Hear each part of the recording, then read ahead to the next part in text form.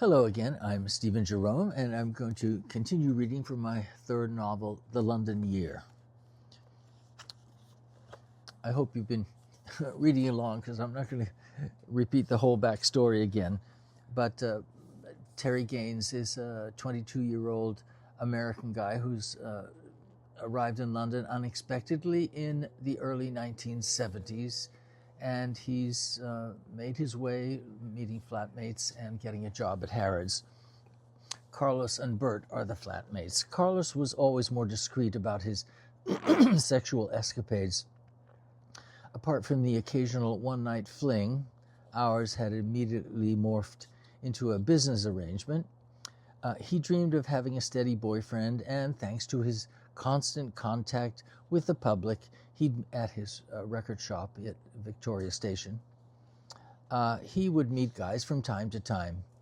He must have taken them as hopefuls, not rushing the sex, because the serious ones he talked about he never brought home. Instead, they'd go out on actual dates, a restaurant, or to the movies. But for some reason, things never panned out. Bert, the other flatmate, was the opposite. He worked hard and partied harder. Over bank holidays, he'd take on 36-hour shifts for the double-time pay. I admired the way he pushed through.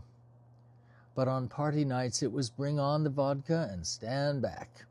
Mostly, though, Bert liked sex. Let's leave it at that.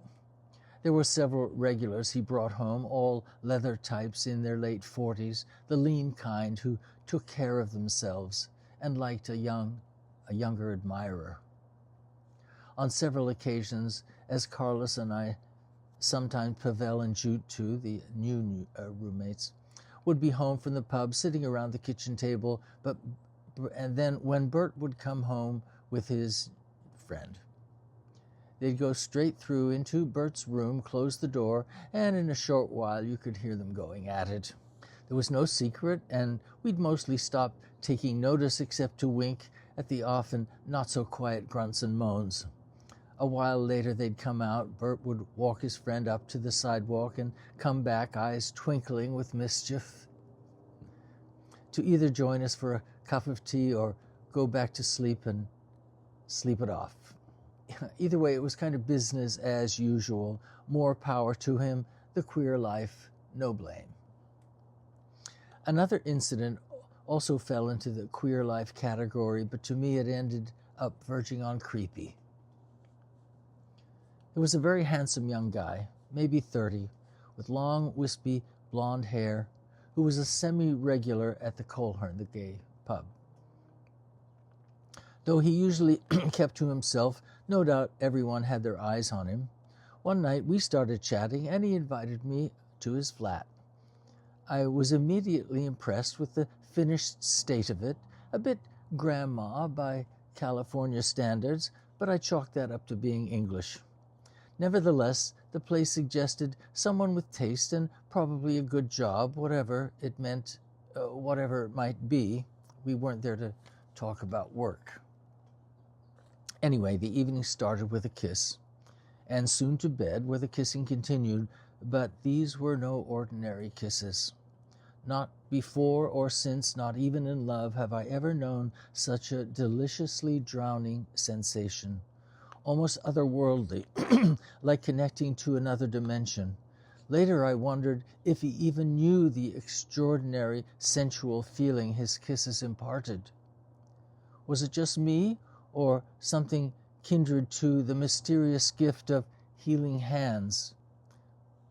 But the person didn't know he had the gift. Either way, I'd never experienced anything like it. The creepy part came a week later, sitting around the kitchen table, when mention of the cute blonde guy came up, and we all knew which one. Before I could say anything, Bert exploded. "Oh my God, I couldn't get enough of those kisses." I cringed. What I thought I'd shared with such memorable intimacy, as private as a kiss, was apparently a gift available to all. Suddenly it was like I'd been kissing Bert, not something I would ever want to do. My sweet memory went sour, but I wasn't wrong about those kisses. I'll stop there.